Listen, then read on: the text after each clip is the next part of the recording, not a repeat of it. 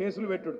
నేను జగిత్యాలలో మా తమ్ముడు సురేష్ దావా సురేష్ నాకు మెసేజ్ పంపించిండు, అన్నా తులం బంగారం ఏమైందిరా భయ్ అని అడిగిన పాపానికి ఒక పిల్లగాడు వాట్సాప్లో పెడితే కేసు పెట్టిండ్రు ఆ పిల్లగాని మీద అని చెప్పిండు. వెంటనే మన లీగల్ సెల్కి అప్పచెప్తే ఆ పిల్లగాన్ని కేసు కాకుండా ఏం కాకుండా కాపాడుకున్నాం. కానీ ప్రశ్నించడం బంద్ అయితే, మనం అడుగుడు బంద్ అయితే, సమాజం తరపున కొట్లాడుడు బంద్ అయితే, పేద ప్రజల తరపున మాట్లాడుడు బంద్ అయితే తెలంగాణ మూగబోతుంది. ఎందుకంటే బీజేపీడు మాట్లాడాడు, మీరు చూడుండ్రి, తెలంగాణకి ఏం అన్యాయం జరిగినా, పేదల ఇండ్లు కూల్చినా, చిట్టినాయుడు మొత్తం తెలంగాణను నాశనం చేసినా బీజేపీడు మాట్లాడాడు, మెస్లాడు. ఎందుకంటే వాళ్ళు ఒకటే, పైన ఇద్దరు ఒకటే, బడే బాయ్ చోటే బాయ్ ఒకటే. పైననేమో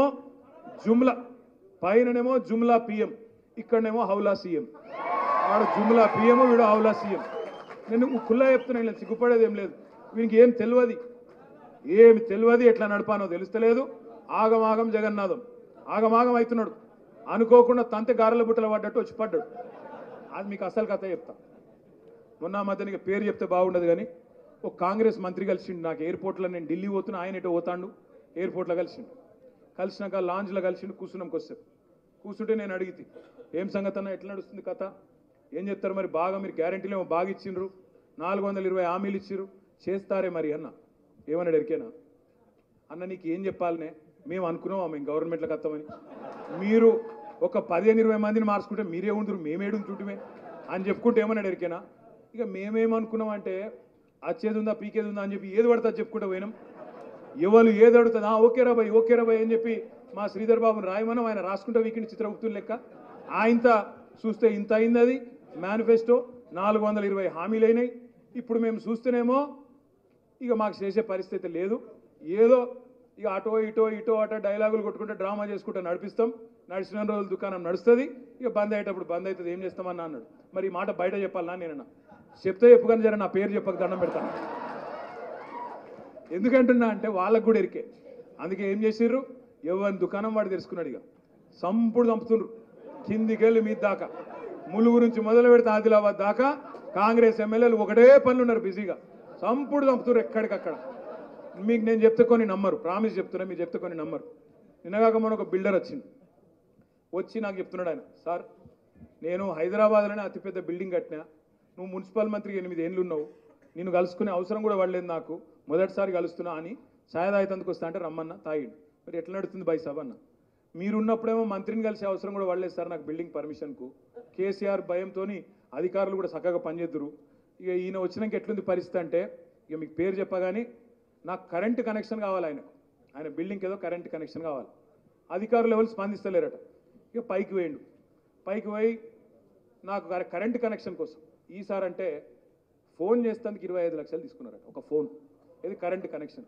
గట్ల అందిన కాడికి దోసుకో, అందినంత ఇది స్కీమ్ నడుస్తున్నది. ఇవాళ అంతే, 6 గ్యారెంటీలు ఎక్కడో వీకినాయి, ఈ స్కీమ్ నడుస్తున్నది. కాబట్టి మనం అర్థం చేసుకోవాల్సింది ఏంటంటే కాంగ్రెస్ వాళ్ళు ప్రజలకైతే ఏం చేయరు. అందుకే మనం ఏం చేయాలి అంటే 10 నెలలు అయింది. ఈ 10 నెలల్లో మనకున్న అన్ని కష్టాలు తొలగిపోయినాయి.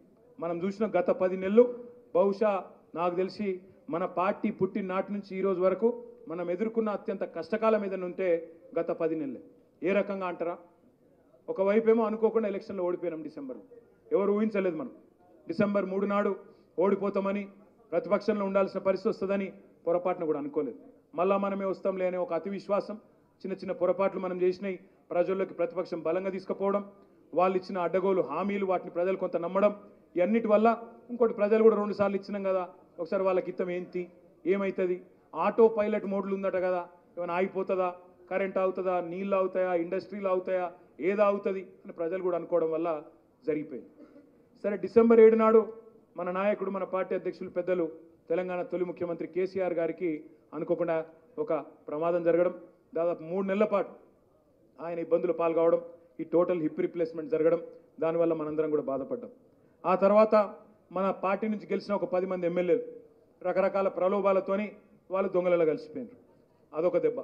ఇంకొక వైపు మన నాయకురాలు మనం ఢిల్లీతో పోరాడుతుంటే తట్టుకోలేక కవితమ్మని తీసుకుపోయి 5.5 నెలలు జైల్లో పెట్టింది. అయినా మనం లొంగలేదు, తల ఒగ్గలేదు, ఏం చేసుకుంటావో చేసుకోపో అన్నాం, కొట్లాడినాం తప్ప మనం లొంగలేదు, ఎవరికి భయపడలేదు, పోరాడుతూనే ఉన్నాం.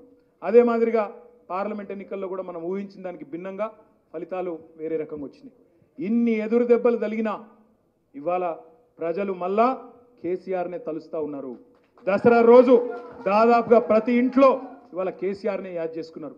కేసీఆర్ ఇంటి ఉండకపోతుండే, బతుకమ్మకు చీరలు వస్తుండే, రైతు బంధు వస్తుండే, మా పిల్లలకు న్యాయం అవుతుండే అని చెప్పి ఇవాళ మొత్తం కులాలకు మతాలకు అతీతంగా ప్రతి ఇంట్లో కేసీఆర్ గారిని తలుచుకుంటా ఉన్నారు.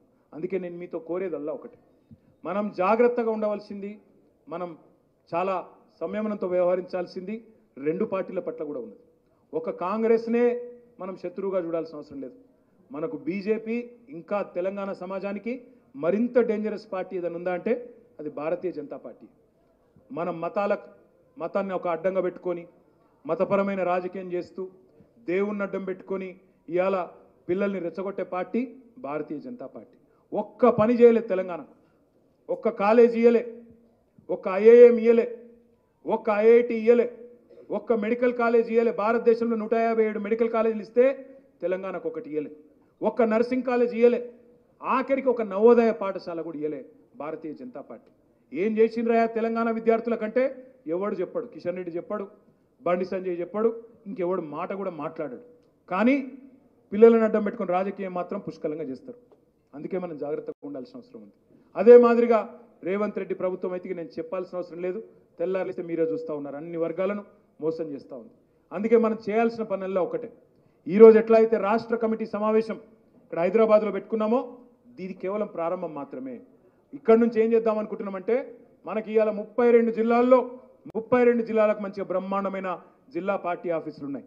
ప్రతి జిల్లాలో బీఆర్ఎస్వి జిల్లా విద్యార్థి సమావేశం జరగాలి. వరుసగా క్యాలెండర్ వేసుకుందాం. మంచిగా రాబోయే 2 నెలల పాటు జిల్లా కమిటీల మీటింగులు ఎక్కడికక్కడ జిల్లాల్లోనే పెట్టుకుందాం. మంచిర్యాల మంచిర్యాలనే, అలంపూరోళ్ళు అక్కడ గద్వాలనే, ఎక్కడికక్కడ జిల్లా కమిటీల మీటింగులు అక్కడికక్కడే పెట్టుకుందాం. ప్రతి చోట 1500 నుంచి 2000 మంది బ్రహ్మాండమైన నాయకులు ఎక్కడ వాళ్ళు అక్కడ ఉన్నారు. వాళ్ళందరినీ కూడా మన నాయకత్వం కూడా పుష్కలంగా ఉంది. విద్యార్థి విభాగం నుంచి నాయకులు ఎంతోమంది సమర్థవంతమైన నాయకులు, ఇప్పుడు మైక్ ఇస్తే నాకంటే అద్భుతంగా మాట్లాడే నాయకులు బోలెడు మంది ఇక్కడనే ఉన్నారు. వాళ్ళందరినీ మంచి ఉపన్యాసకులను ఎంచుకుందాం, వారిని జిల్లాలకు పంపుకుందాం. తదనంతరం తమ్ముడు గెల్లి శ్రీనివాస్ చెప్పినట్టు ఎక్కడెక్కడైతే కొన్ని చోట్ల మండల కమిటీల్లో ఖాళీ ఉండొచ్చు, కొన్ని కాలేజ్ కమిటీల్లో ఖాళీలు ఉండొచ్చు, వాటిని వెంటనే పూడ్చుకుందాం. కొత్త నాయకత్వాన్ని కూడా ఎంకరేజ్ చేద్దాం. చాకుల్ లాంటి పిల్లలు ఎంతో మంది ఉన్నారు, వాళ్ళందరినీ కూడా తప్పకుండా తర్ఫీదునిచ్చుకుందాం. వాళ్ళని కూడా వెంటనే కమిటీలో వేసుకుందాం. మూడో point, okay okay okay okay మూడో మాట, మన పిల్లలు మీ అందరితో నేను కోరేది ఒకటే. ఇప్పుడు మీరు చూస్తున్నారు, ఓకే ఓకే ఓకే మీరు చూస్తున్నారు, ఒక మాట మీరు చూస్తున్నారు, ఇప్పుడు ఏ మీడియా కూడా